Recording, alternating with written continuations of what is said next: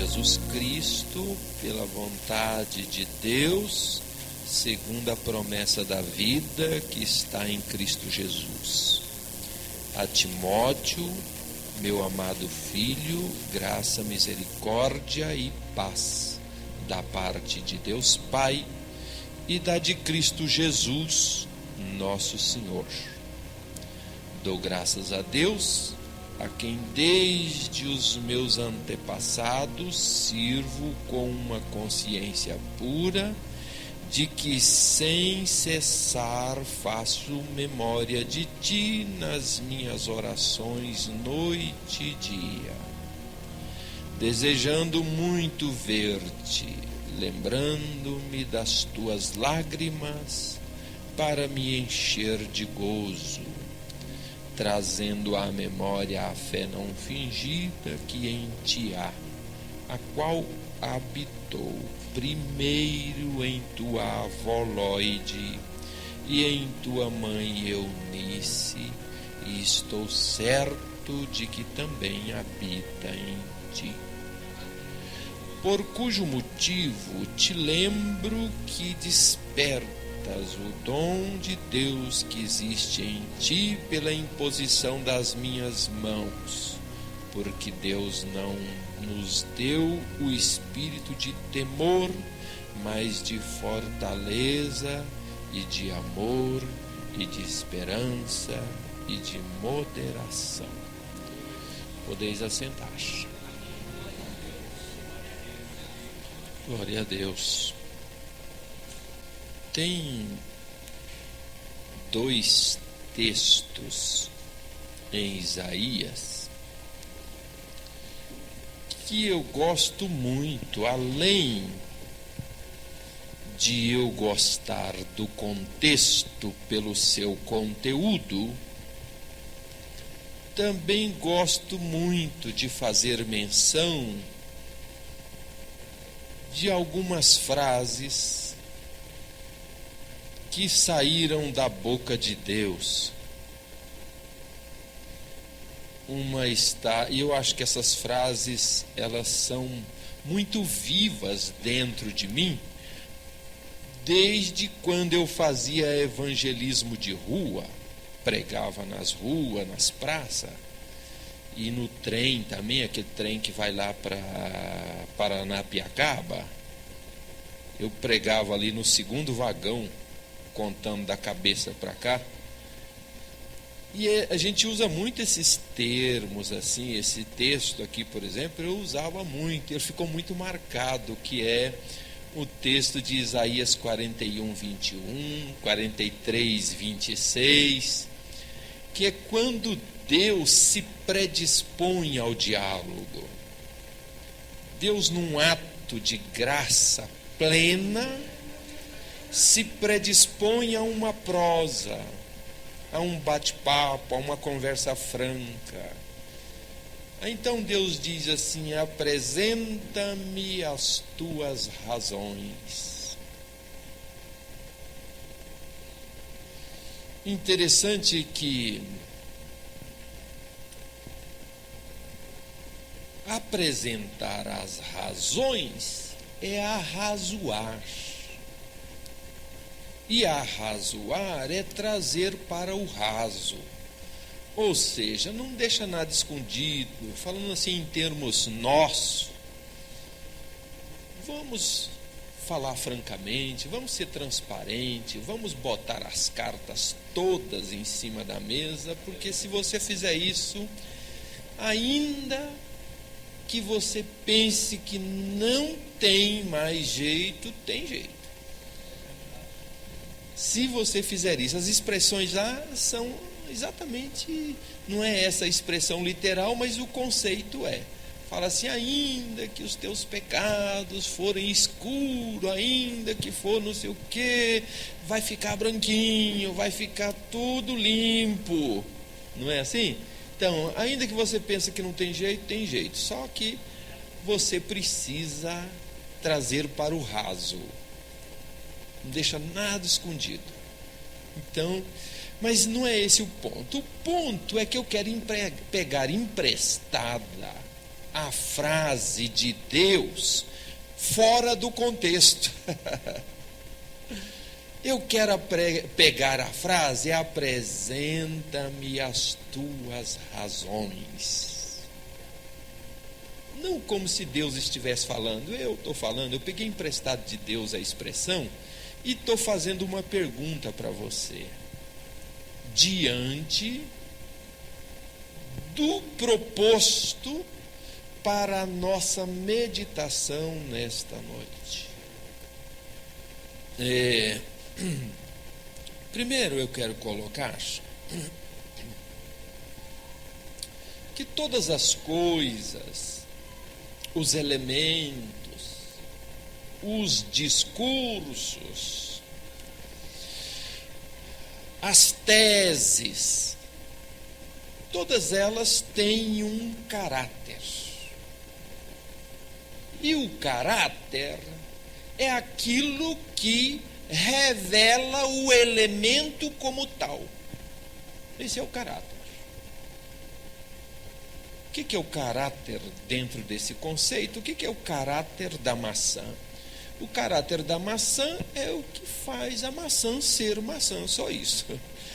É tão simples que parece simplista.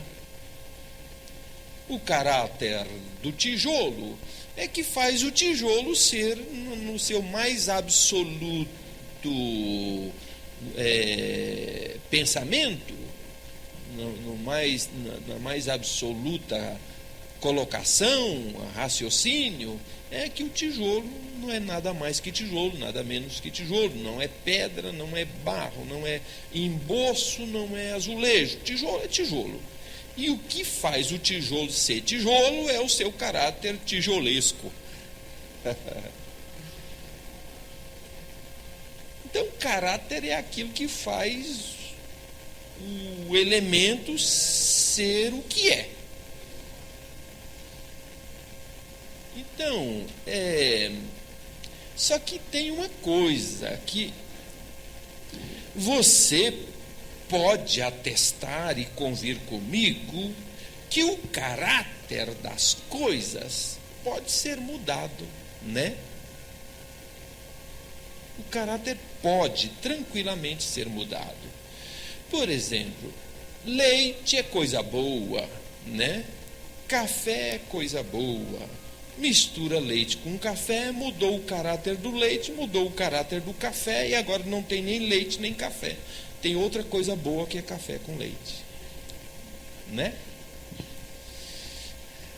Outra coisa, por exemplo, feijoada. Feijoada é um trem bom demais da quantia, né? Feijoada é trem bom. E açúcar? Açúcar também é trem bom. Pega 1 quilo de açúcar e bota na feijoada, 2 coisas boas que vai virar uma baita de uma nojeira. Alterou o caráter, né? A intenção era boa, porque a mistura é de 2 coisas boas, não é? Misturou 2 coisas boas e fez uma coisa que não presta. O caráter das coisas pode ser corrompido. Pode não apenas ser alterado, no caso do leite e do café, ele pode também ser corrompido de acordo com a intenção. Eu tenho uma irmã que mora na cidade de Paraty. No ano passado, em dezembro, ela recebeu uma cesta de uma empresa chamada Cacau Show. Uma cesta de chocolate. Que alguém, um admirador secreto, mandou para ela. Mas tinha tanto chocolate, mas tanta coisa gostosa. E no topo da cesta, que estava envolta em papel celofane, no topo tinha um ovinho desse tamanho assim, de porcelana, todo bordado, coisa primorosa. E dentro do ovo tinha um chocolate, uma iguaria muito especial. e tinha uma cartinha dentro, falando que era tradicionalmente dado aquele ovo para pessoas especiais. Aquele ovinho não podia ser comprado, e quem comesse aquele ovinho, para ele surtir o efeito desejado, tinha que ser ganhado.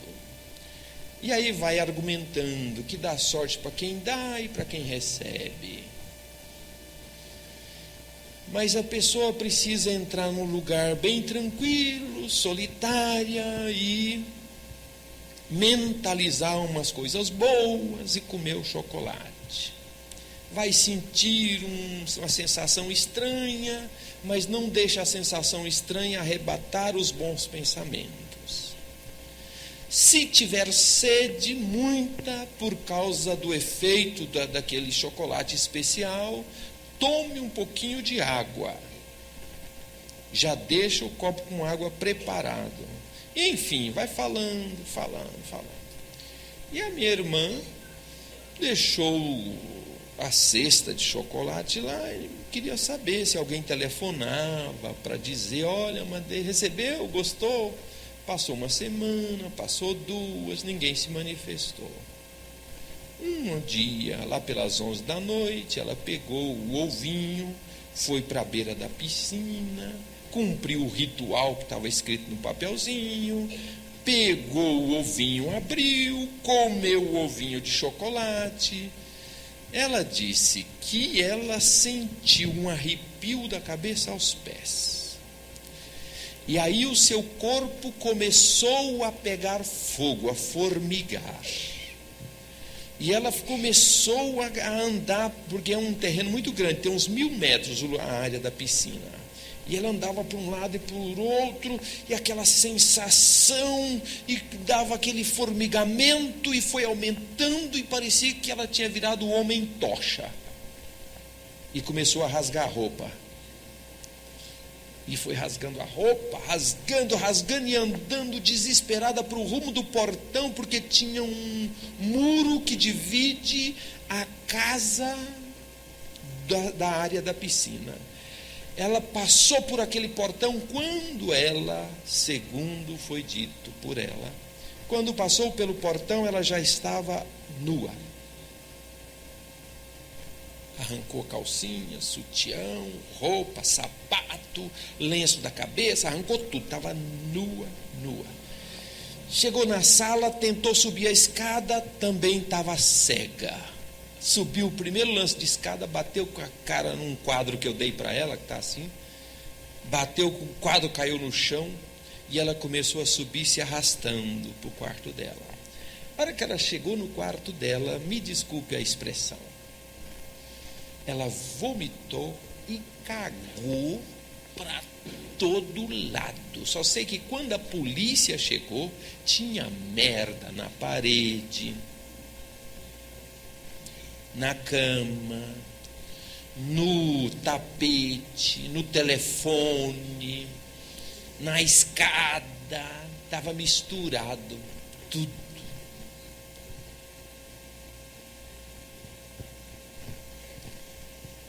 É coisa séria.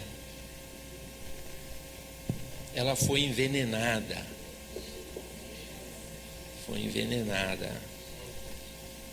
E quase morreu.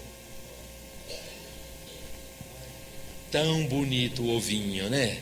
Uma cesta linda, Cacau Show. A hora que eu falei Cacau Show, tanta gente aqui, né? Já começou a imaginar. O caráter das coisas pode ser mudado. O valor das coisas pode ser alterado. Uma coisa pode ganhar significado dependendo da colocação. Se eu digo, por exemplo, corrente, dependendo da situação, pode ser cadeia, né? Acorrentado. Corrente pode ser a corrente de vento.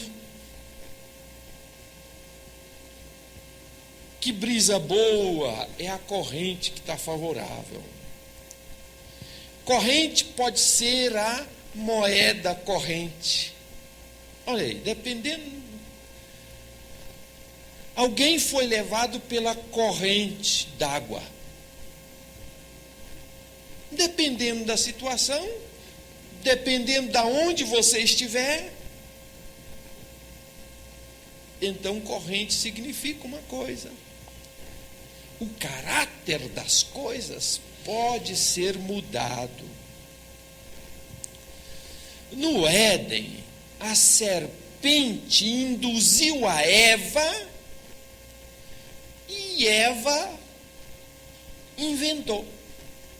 Mas ela não inventou sozinha, ela foi induzida, ela teve um empurrãozinho da serpente. Está registrado lá no capítulo 3 de Gênesis, do 1 até o 3. Porque Deus falou que não era para comer da árvore, do fruto, mas ela levou um empurrãozinho da serpente e falou assim: ó, Deus falou que não é nem para comer e nem para tocar. Pode conferir, Deus não falou que não era para tocar. Deus falou que não era para comer. Ó, começou a mudar. Existe um diálogo entre Jesus e os fariseus que está registrado lá no capítulo 19, verso 7, de Mateus, no verso 7 e 8. Então, tem duas palavrinhas que no original, uma é epetrepsen e a outra é emertilato. Epetrepsen, emertilato.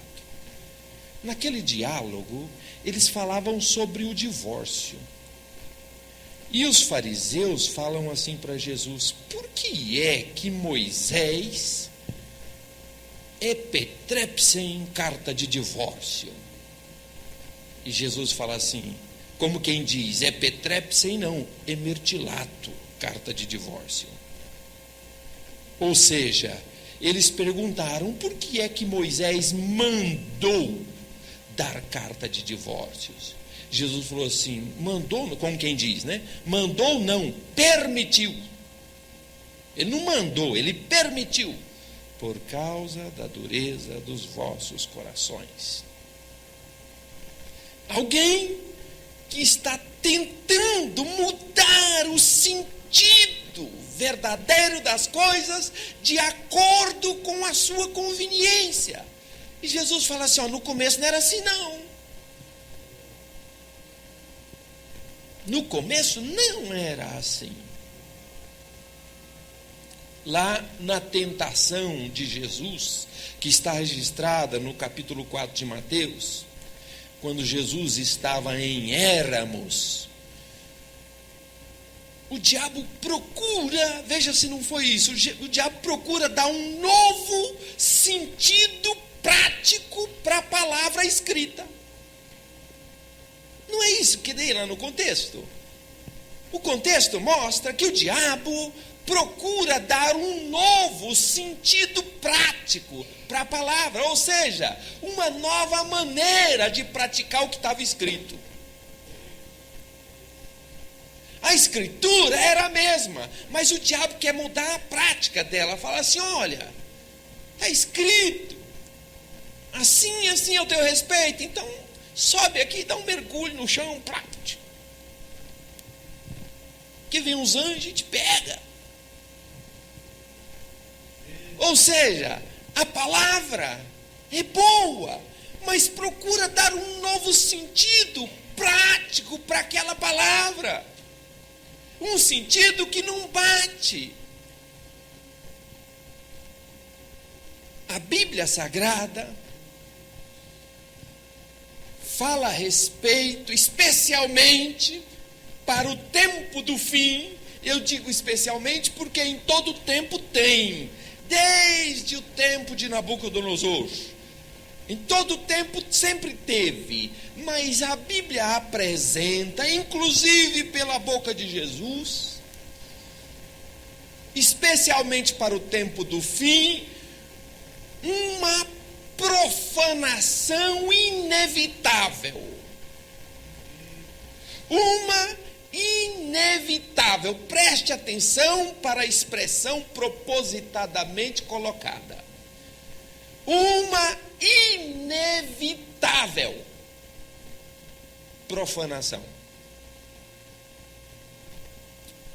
Em Hebreus, no capítulo 10, 29, a palavra de Deus diz: de quanto maior castigo cuidais, vós será julgado merecedor aquele que pisar o Filho de Deus e tiver por profano o sangue da aliança com que foi santificado e fizer agravo ao Espírito da graça. E em 2 Timóteo 3, do 2 até o 7, diz a palavra de Deus: porque haverá homens amantes de si mesmos, avarentos, presunçosos, soberbos, blasfemos, desobedientes a pais e mães, ingratos, profanos. E em 1 Timóteo 6,20, diz a palavra de Deus: ó Timóteo, guarda o depósito que te foi confiado, tendo horror aos clamores vãos e profanos, e às oposições das falsamente chamadas ciência, a qual, professando a alguns, se desviaram da fé. Uma vituperação.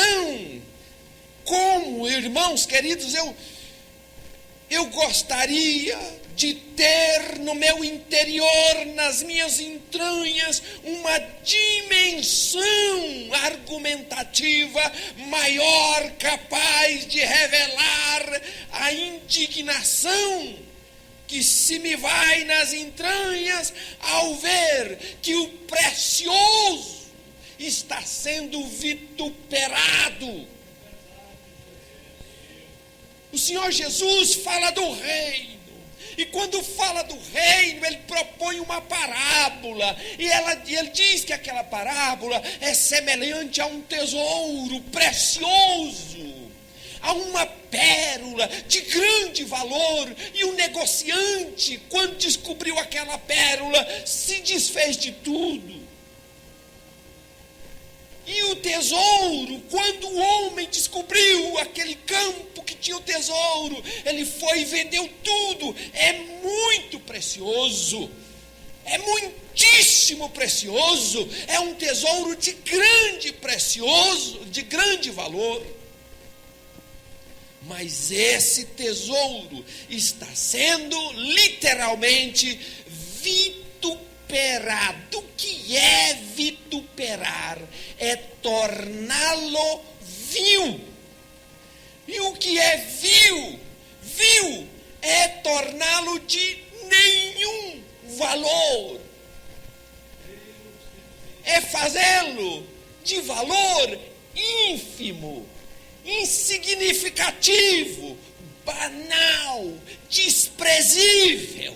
É barateá-lo, é minguá-lo, é murchá-lo.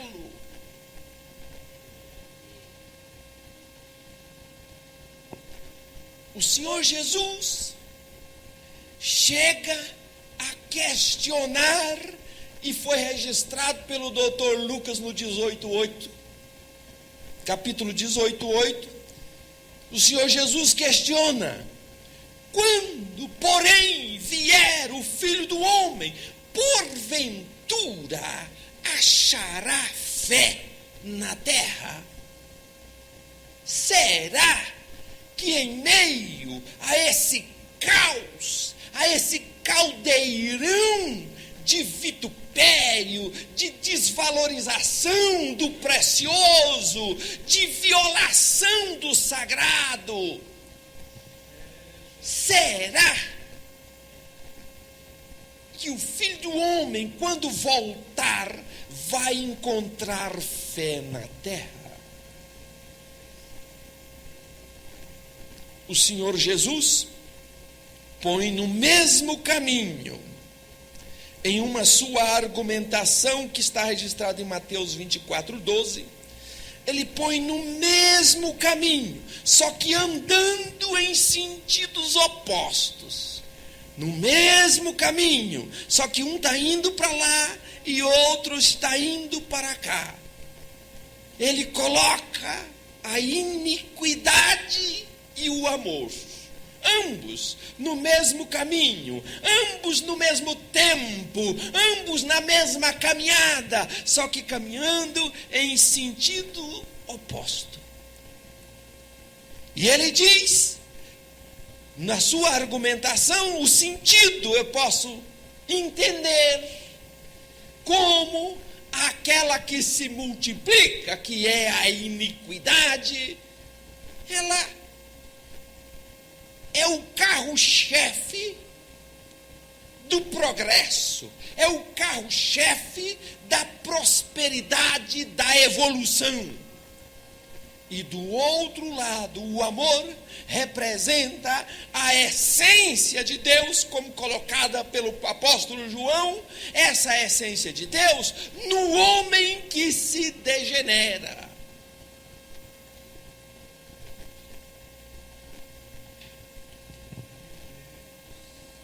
Nós estamos, queridos, eu estou introduzindo assim, você fique bem paciente, não fique ansioso, porque já já nós vamos fechar o raciocínio conforme o querer do nosso querido papai. Em face a esse estado de coisas a que nós chegamos no mundo, permita-me fazer uma colocação de cuja qual eu não gosto, mas só para encaixar a argumentação mais leve. Em face do estado de coisas em que nós chegamos neste mundo religioso, dentro do universo da fé, existe, meus queridos, uma premente necessidade de nós nos acomodar, como diz o apóstolo Paulo, à simplicidade do Evangelho. Em 2 Coríntios 11:3 está escrito assim, mas temo que, assim como a serpente enganou Eva com a sua astúcia, assim também sejam de alguma sorte corrompidos os vossos sentidos e se apartem da simplicidade que há em Cristo. E o apóstolo Judas fala no versículo 3 da sua carta a respeito de uma certa guerra, a respeito de uma certa batalha, no meio de um caos proposto na sua argumentação. Veja, a argumentação de Judas é a argumentação de um contexto religioso caótico. E no meio desta argumentação ele propõe uma guerra, a guerra dos crentes, a guerra dos santos. Ele fala que é preciso batalhar pela fé que uma vez foi dada aos santos. Irmãos queridos, eu vi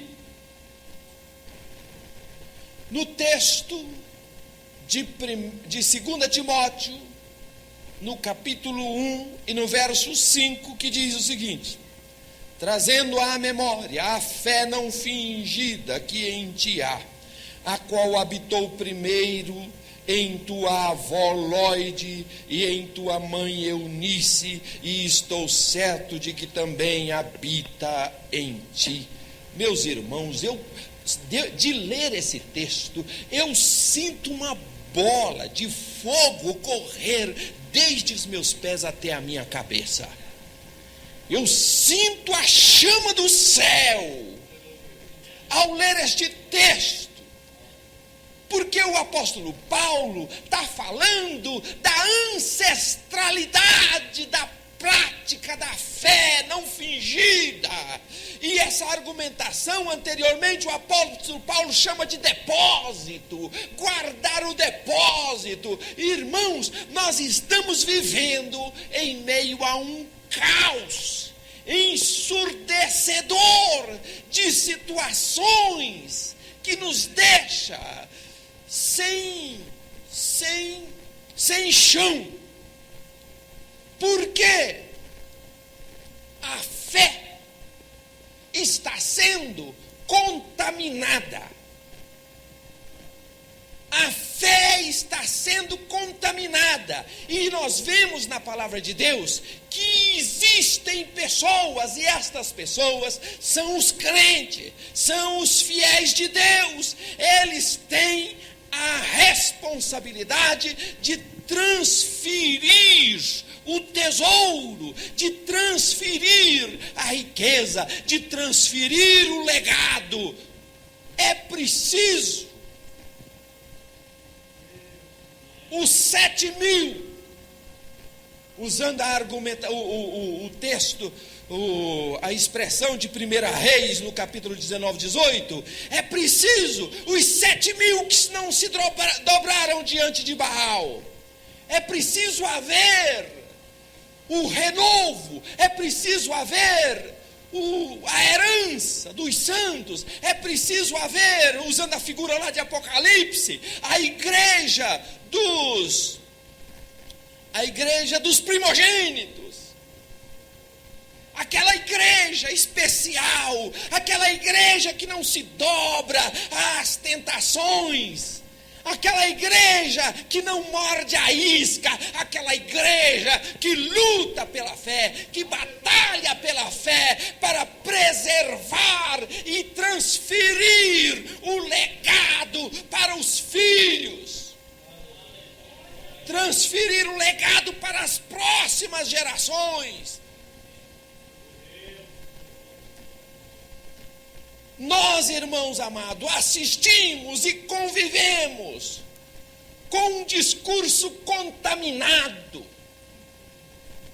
Discurso contaminado. Irmãos, me permita, Deus me perdoe se eu errar, mas tem discurso, irmão, que é nojento, irmão, é nauseante, irmãos. E é dentro, conforme tudo que foi lido aqui, é dentro do contexto religioso, é dentro do universo da fé. É a profanação, não é fora do contexto religioso. A apostasia não é fora do contexto religioso. A vituperação não é fora do contexto religioso.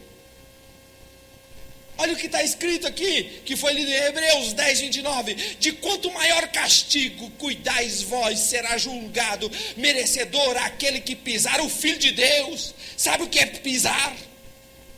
É dar a ele um fim para o qual ele não veio. É dar para ele um objetivo para o qual ele não foi designado. Ou seja, Jesus não morreu para isso que pensam que ele morreu.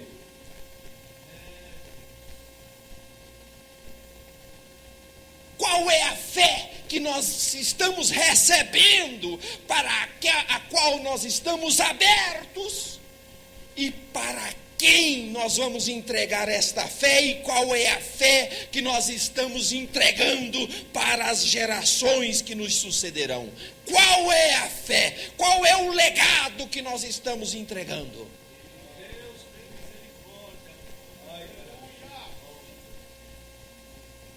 Sabe que em 82 eu estava numa igreja e fiz um curso para receber um homem que estava vindo aí do exterior. E eu sei que a gente aprendeu a fazer uma mágica lá. Era assim: a gente botava as duas mãos e falava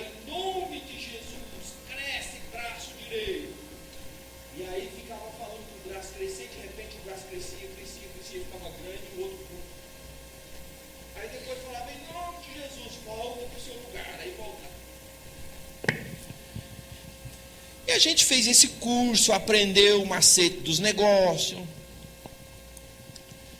E um dia eu estava 3 horas da madrugada lá em casa, reunido com a minha família, lá na sala. E o meu pastor, naquela época, chamava pastor Mário Mignoni, que hoje é o pastor do Godinho,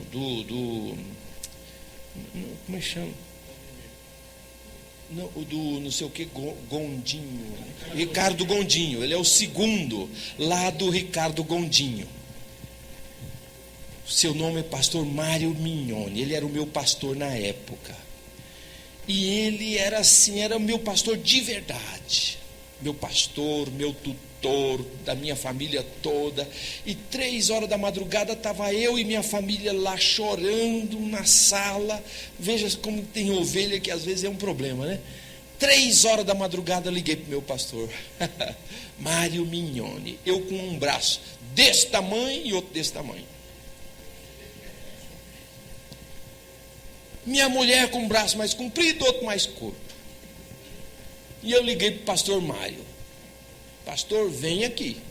O que foi, Juvenal? Eu falei assim, vem aqui, pastor, que o negócio aqui está complicado. O que foi? Aí veio ele, estava chorando, a Damares chorando, mas chorando de verdade, irmão, com muito catarro e tudo, assim, entendeu? Não é assim aquele choro charmoso, é aquele choro de farto, com aquela abundância de coisa viscosa. Desespero mesmo. Aí chega o pastor Mário Mignoni lá na madrugada, fala, que fui, Juvenal? Aí eu falei assim, olha, pastor, o problema é que a gente brinca à vontade, fala braço vai, o braço vai, fala braço vem, o braço vem. Só que a minha mulher está com uma dor de cabeça faz 1 semana e eu oro e a dor de cabeça não passa. A minha filha está com umas feridinhas aqui no corpo, eu oro, a feridinha nem liga para mim. Então quer dizer que esse poder só presta para coisa inútil? Por que me serve encurtar o braço e esticar o braço? Para que serve isso? Para que me serve tirar coelho da cartola? Eu não estou entendendo, me explica isso. Pastor Mário, muito sábio, falou assim, mas Juvenal, isso daí não tem base bíblica. E começou a me mostrar, a me instruir. E aí, irmãos, eu fui pedir perdão a Deus porque estava brincando com essas coisas, brincando com coisa inútil, que não vale nada, irmãos. Tudo em nome de Jesus.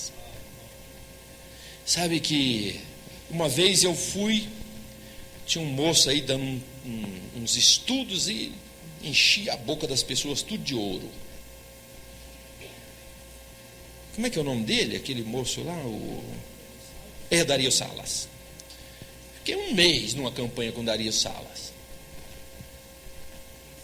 E aí aquelas coisas, aquelas bocas cheias de ouro, aqueles negócios, eu falei, mas que coisa. Aí eu comecei a orar a Deus, falei assim, bom, já que para Deus transformar a obturação em ouro é fácil, então eu estou sem dinheiro para ir no dentista, então obtura o meu dente, que está um buracão desse tamanho. Tem alguma diferença para Deus? Não tem. Orava, o buracão continua lá. Entrava arroz, saía arroz do buraco e nada. E eu ia nas campanhas e as obturações das pessoas tudo virando ouro. Eu falei, mas que coisa é essa? Sabe que eu estava num outro lugar também, lá nessa mesma igreja anterior.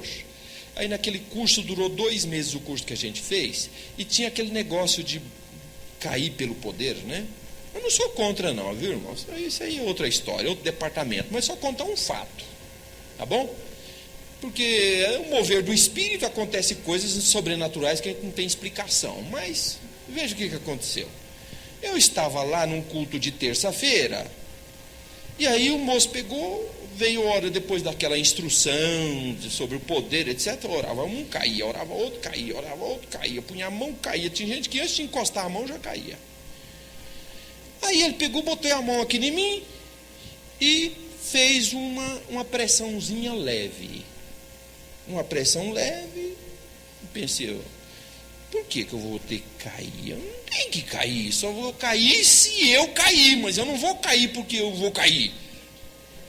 Entendeu? Aí ele vai apertando, aí aumentou a pressão. Aumentou e eu fui chegando o pescoço para trás. Foi aumentando, chegando o pescoço para trás. Aí eu comecei a dobrar o joelho aqui. Ele apertando, eu ia fazendo assim. Assim. E ao mesmo tempo que ele apertava, ele dizia no meu ouvido: solta o corpo, solta o corpo. E eu pensei, se eu soltar o corpo, eu vou cair.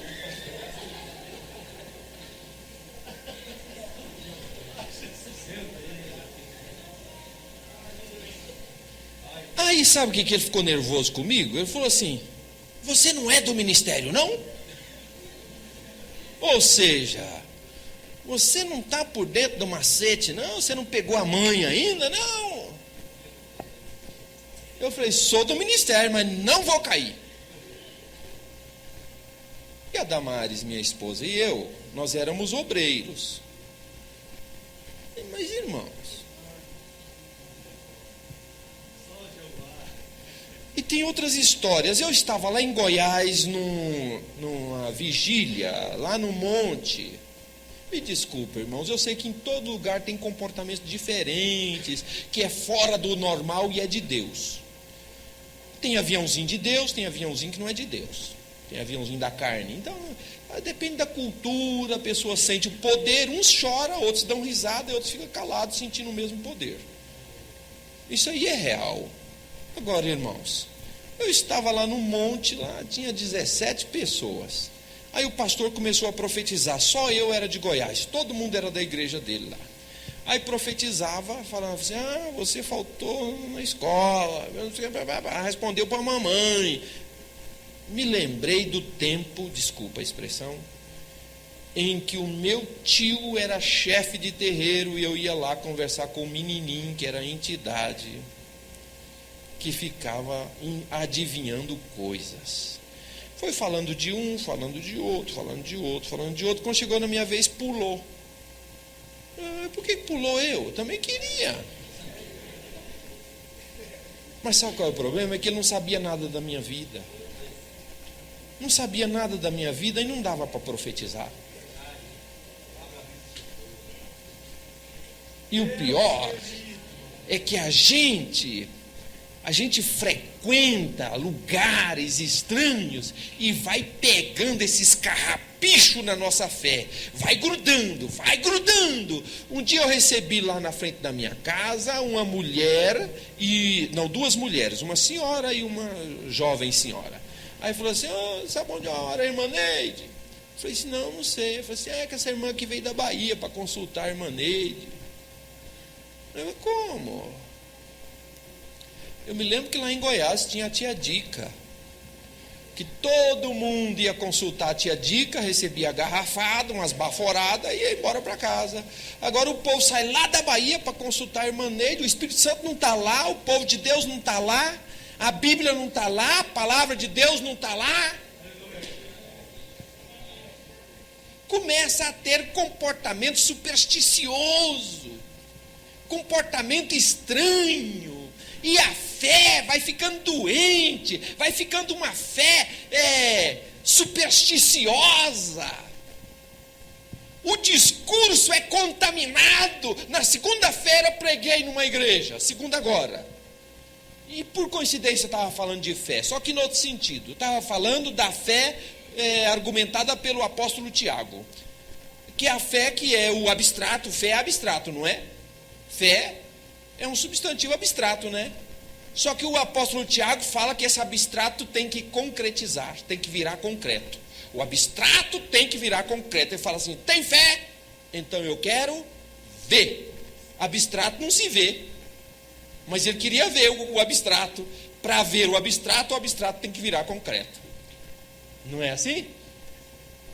É, exatamente. Sair do passivo e entrar em ação, saculejar o esqueleto. Fazer coisa. Argumentei a respeito disso. E quando foi no encerrar e falei, Não adianta falar que ama a Deus e não abraçar a causa de Deus.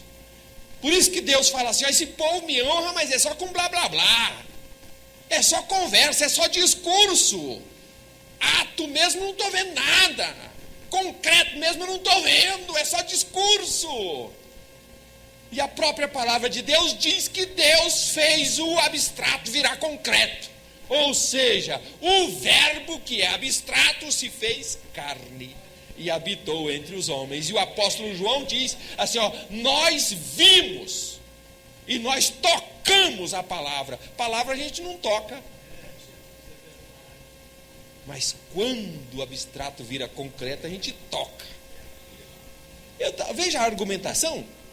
O rapaz dirigente do culto levantou, pegou a palavra e falou assim: irmãos, eu fico envergonhado com uma palavra dessa, porque olha, o ímpio tem o melhor celular, o ímpio tem sempre o carro do ano, o ímpio tem casa da praia, você tem muito mais direito, é só você exercitar a tua fé.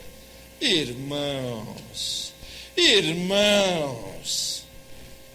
é um discurso contaminado, irmãos. O discurso está contaminado. É difícil alguém discursar de maneira linear e pura, manifestando a fé que uma vez foi dada aos santos.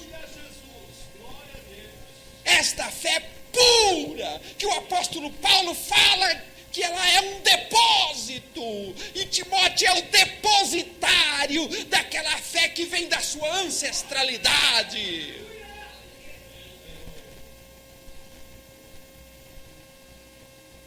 Por isso que o apóstolo, que em 2 Coríntios 11:3, a palavra de Deus diz assim, que eu já falei, eu vou ler de novo: mas temo que assim como a serpente enganou a Eva com a sua astúcia, assim também sejam de alguma sorte corrompidos os vossos sentidos e se apartem da simplicidade que há em Cristo. Aquela fé simples, aquela fé singela, agora é uma fé cheia de ansiedade, cheia de desejo de conquista, de ser maior, uma fé arrogante, uma fé presunçosa, uma fé superpoderosa. É a fé na fé.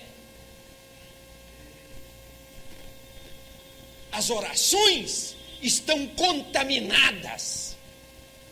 Não existe assim, como coisa comum, uma oração pura, que manifesta essa fé genuína, singela. A oração é sempre contaminada por argumentações estranhas, esquisitas. Eu estava numa oração com um pastor, e aí ele começou a orar, todo mundo ajoelhado, e ele começou a oração, e ele falava assim: neste momento eu expulso todo o demônio. Bem, tudo bem, né? Tudo bem. Todo demônio que está na lâmpada, todo demônio que está na rede elétrica, todo demônio que está no forro, todo demônio que está na parede. E aí começou a exagerar. Em cada grãozinho de areia eu repreendo o demônio desse reboco. E os grãozinhos de poeira, cada um está selado. Irmão, vai virando uma paranoia, uma loucura, que menospreza o poder do sangue de Jesus. Irmãos, me desculpe a expressão, eu sou meio goianão, cascudo, mandiocão, não sei, assim, de qualquer jeito, mas irmãos, sabe qual é a minha postura para o capeta? Eu estou que nem vaca. Me desculpe a expressão, irmãos, estou que nem vaca para esse capeta aí. Quando eu estou reunido no nome de Jesus, quando eu estou com a palavra de Deus aberta, quando eu estou em Cristo, quando eu estou em Cristo, e Cristo está em mim, quando eu estou na palavra, e a palavra está em mim, irmão, eu ando que nem vaca para esse capeta, para o demônio, para os seus Não debocho do capeta, não fico fazendo piada com ele, mas irmãos, é ele na dele e eu na minha. Sabe como é que é andar que nem vaca? Eu falei para vocês aqui como é que é? Ah, irmãos, vou falar. Vou tirar o microfone para os vizinhos não escandalizar. Vaca vai no pasto assim, cagando e andando. Exatamente. Eu estou que nem vaca aí para esse capeta, sabe? A hora que eu estou debaixo do nome de Jesus, a hora que eu estou empunhado a palavra, quando eu estou amalgamado nessa fé singela, irmão, vou ficar importando, expulsando demônio do grãozinho de areia, do pó, sabe? Que é isso? Eu não tenho tempo, irmãos. Eu tenho que adorar, eu tenho que glorificar, eu tenho que cantar, eu tenho que exaltar o nome do Senhor. Eu tenho muita coisa mais útil para fazer do que esta oração contaminada.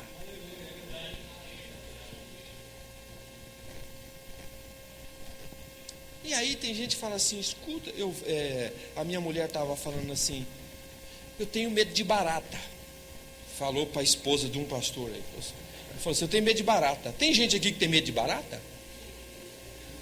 Né? Então, minha mulher falou para ela, eu tenho medo de barata. Ela falou assim, você precisa ir lá na Neuza, viu? Tem que ir lá na Neuza, fazer o curso lá de cura interior, de não sei o que lá. É rapidinho, 2 meses o curso que você faz lá. Irmãos. A minha Damares, a bisavó dela, ensinou para a avó dela a respeito da grande salvação em Cristo Jesus. E a sua bisavó ensinou para a sua avó. E a sua avó ensinou para a sua mãe. E a sua mãe, que partiu para a glória fazem uns 3 anos, ensinou para ela. E ela está ensinando para os nossos filhos. Irmãos, para com essa história de ficar andando atrás desse ou daquele que diz que viu, que nunca viu nada, irmãos. Que fé que você está legando para a tua geração. Até os cânticos estão contaminados. Irmão, sabe que antigamente eu ouvia muito rádio evangélica. Eu não sei, irmão, se eu estou ficando chato, não sei se é o 53 que está chegando na minha vida, não sei, eu estou ficando muito chato, viu, pastor? Estou ficando um sujeito, não consigo mais ouvir, mas os hinos contaminados, cheio de heresia, cheio de conversa mole, cheio de proposta que não é bíblica. Não está na Bíblia, irmãos, não é fantasia, irmãos. É claro que tem muita coisa boa, mas você fica de castigo lá. 1 hora ouvindo porcaria para depois ouvir uma coisa boa. E depois fica mais meia hora ouvindo coisa que te deixa indignado para ouvir mais outra coisa boa.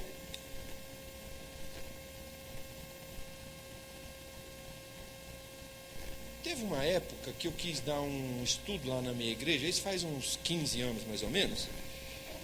E aí eu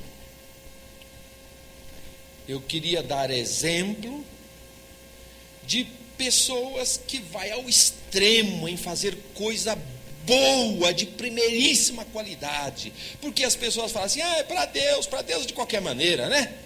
Aí faz de qualquer jeito, fala, vou louvar um cântico aqui, irmão, não cantei, não ensaiei, mas é para o Senhor sabe todas as coisas. Como assim?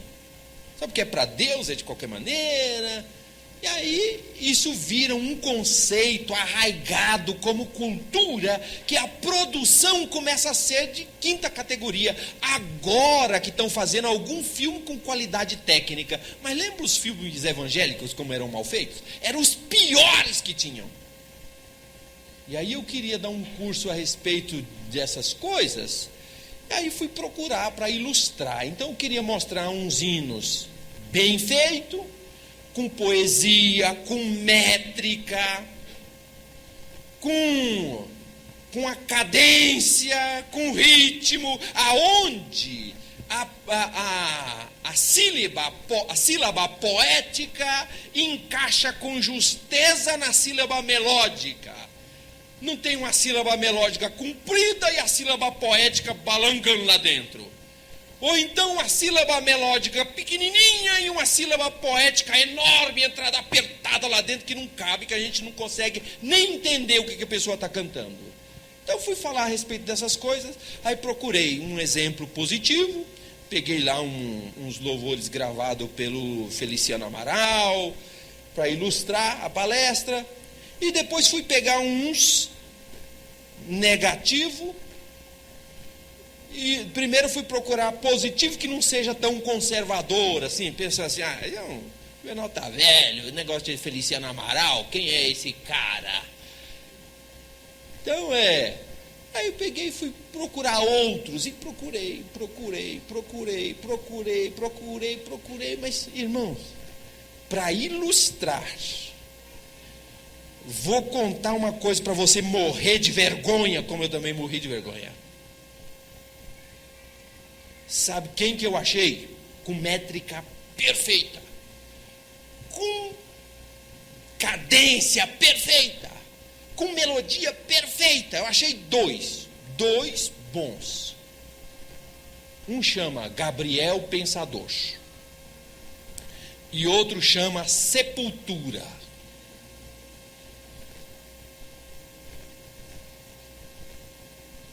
Você não acha um defeito. Você pode não gostar, como eu também não gosto, eu tenho asco. Mas que é perfeito, é. Que é bem feito, é. Que eles gastam tempo, gasta. Olha, eu fiz eu faço artes para cenografia, né? Sou artista plástico.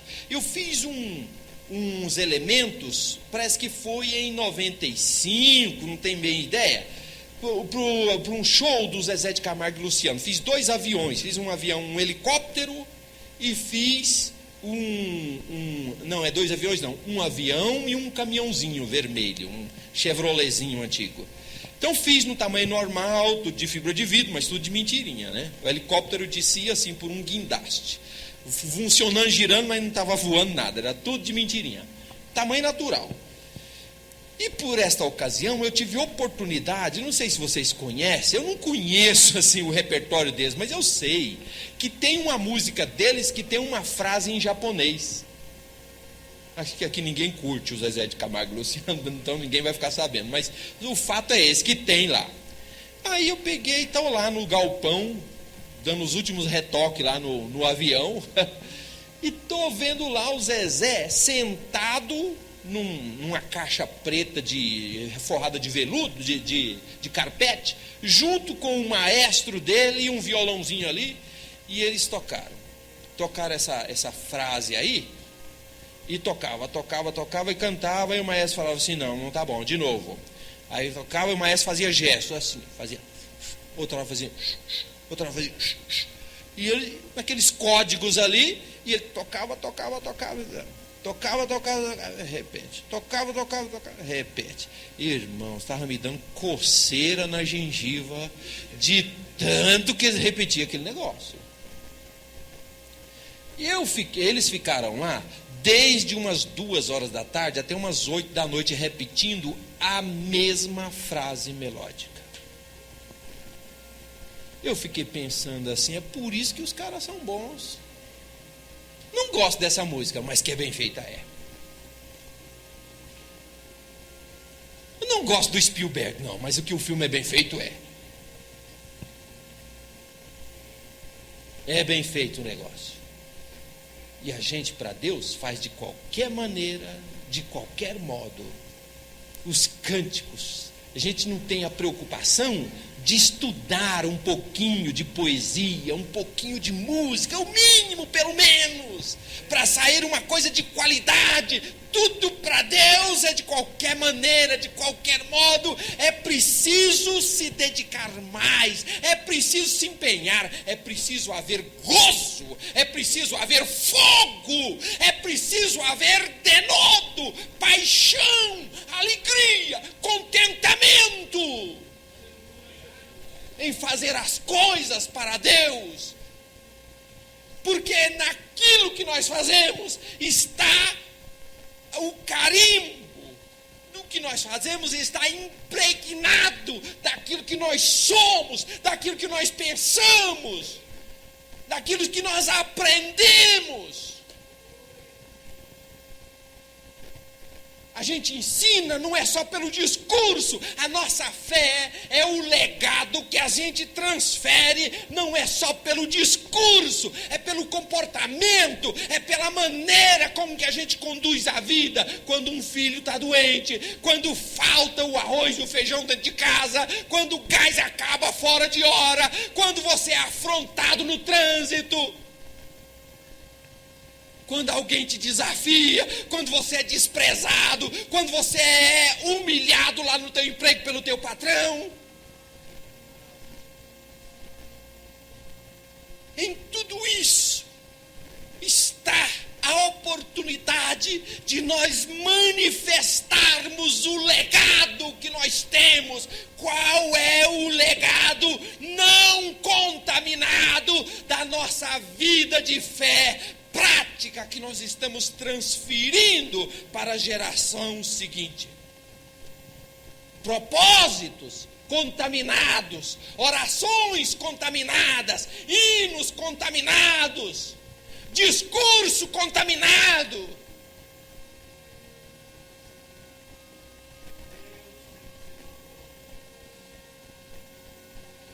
Meus irmãos queridos, não é para ser crente em Jesus Cristo para se dar bem na vida. Parece que é isso que é a coisa vigente.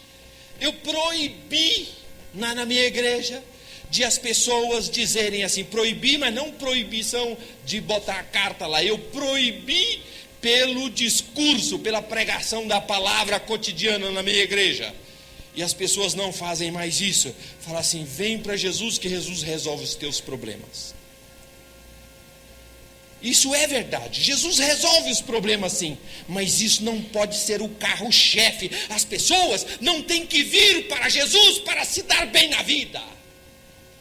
Não, não é para isso, para levar vantagem em tudo, e ainda debaixo de argumento piedoso. Estava vendo um pastor que pregava e dizia, estou quase terminando, viu, irmão? Só um minutinho. Um pastor ensinava assim, você agora tem que fazer como Abraão fez.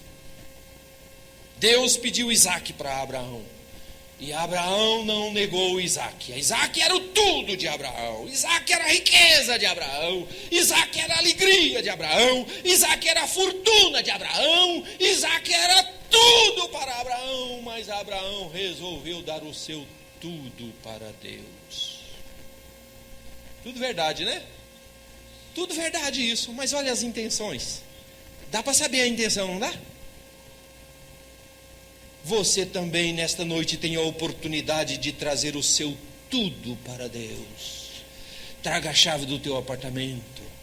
Ou você não tem fé, ou você vai negar para Deus o teu tudo. Onde está a chave do teu carro? Você não tem fé que lá fora Deus pode te dar outro carro? Ou você não é crente? Só que eles esquecem da segunda parte desse mesmo texto. Abraão falou assim, tá bom, senhor, vou te dar tudo. O que o senhor quer? O senhor quer tudo? Pois então eu vou dar tudo. O meu tudo chama Isaac, eu vou dar para o senhor o meu tudo. Aí pega o tudo dele, põe em cima do altar, levanta o cutelo, e Deus fala assim, não, Abraão, era brincadeirinha, eu só queria ver se você tinha fé mesmo. Por que eles não fazem assim também? Fala assim, traz a chave do teu carro. A hora que você traz, ele fala assim, não, irmão, é brincadeirinha. Só queria ver se você tem fé. Deus não vai fazer isso com você, viu, irmãos?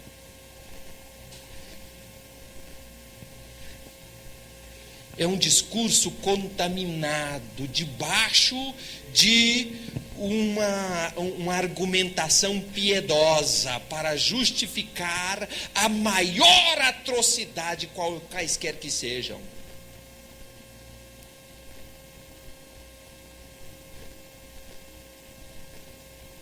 Nós temos, queridos irmãos, de ser crentes em Jesus Cristo. As pessoas precisam ser crentes em Jesus Cristo simplesmente porque Jesus mandou. Só por isso, irmão. Porque quem não for sofrerá o dano do fogo do inferno. Por isso. Não é para se dar bem na vida. Não é para tomar a empresa do patrão e subindo até, porque eu não vou ser cauda, vou ser cabeça, porque eu sou filho do rei.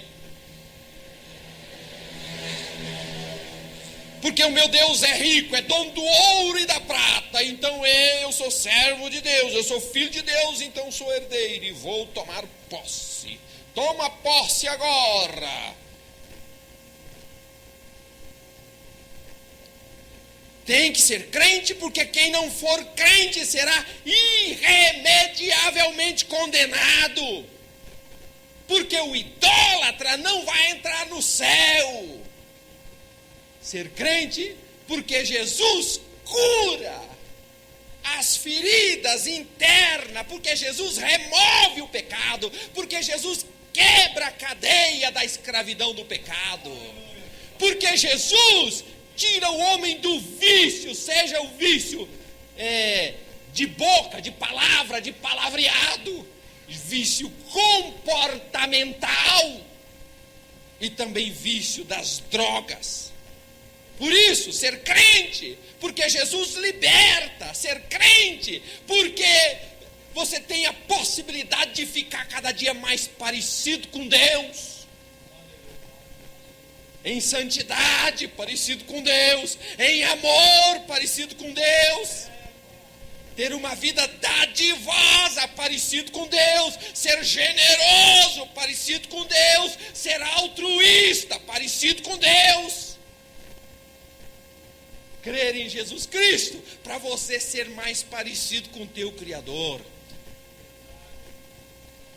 Ser crente em Jesus Cristo, porque quando Jesus voltar, e Ele vai voltar, Ele vai julgar os vivos e os mortos. Ser crente em Jesus Cristo, porque os elementos ardendo se desfarão. E ai daquele que estiver correndo atrás das coisas deste mundo, e se esquecendo de Deus, da palavra de Deus. Não existe nem sombra de sugestão de um texto que poderia ser dito assim: porque Deus amou o mundo de tal maneira que deu o seu Filho unigênito, para que todo aquele que nele crê tenha sempre um celular de último tipo. Porque Deus amou o mundo de tal maneira que deu o seu Filho unigênito, para que todo aquele que nele crê nunca seja peão, seja sempre chefe. Deus amou o mundo de tal maneira para que todo aquele que nele crê nunca more na favela, mas more sempre no Morumbi. Não é, irmão? Está falando de vida eterna. Está falando de uma coisa que não tem por aqui, irmãos. Coisa que o dinheiro não compra. Você anda correndo atrás do quê? E o teu filho está assistindo, registrando tudo. O teu filho está vendo a tua vida andando atrás de profeta. E corre atrás desse, corre atrás daquele. Esta vida de fachada. Esta vida de piedade que aparenta uma coisa e nega a eficácia dela.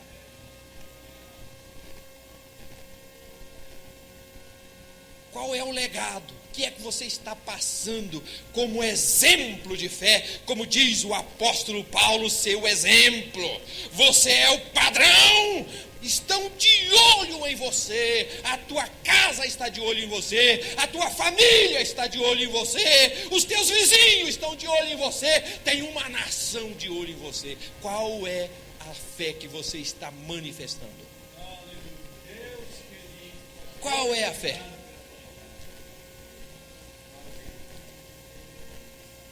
Irmãos, a situação é complicada. E como diz o apóstolo Paulo, se a gente tivesse que se livrar de tudo, tinha que fugir do mundo, né? Tinha que fugir do mundo, não dá para fugir do mundo. O Senhor Jesus, na sua oração, quando nos ensina a orar, Ele não fala para a gente fugir do mundo, Ele fala para a gente ser livre do mal. Só não deixes cair no dia da tentação, mas a tentação vem. Livra-nos do mal. Qual é o mal? Cair no dia da tentação, esse é o mal. Mas a tentação vem, veio para Jesus, veio para todos os apóstolos, veio para os santos, virá para você. Virá para você. Qual é a fé que você vai manifestar? Irmãos, a situação está feia, mais feia. A fé está toda contaminada. Cabe a você que é esclarecido, cabe a você ser o arauto, ser o padrão, ser um dos 7.000 que não se dobraram, ser o exemplo, com singeleza. Abre o teu coração.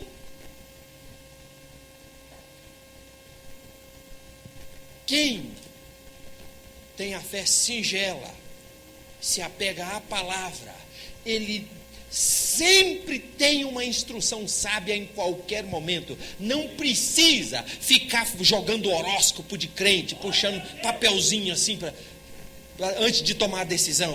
Não precisa, irmão, você não precisa disso.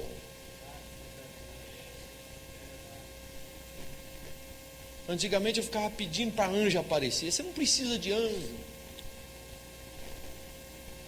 Você não precisa de sinal sobrenatural que abre o céu, faz um barulho. Antigamente, quando meu filho, o Tiago, era pequenininho, tinha uns 4 meses, eu ficava orando para Deus abrir a boca do Tiago e falar comigo através da boca do Tiago. Mas pode um negócio desse? Pode um negócio desse? Mas para que eu não sei ler a Bíblia? Não sei ler a Bíblia? Qual é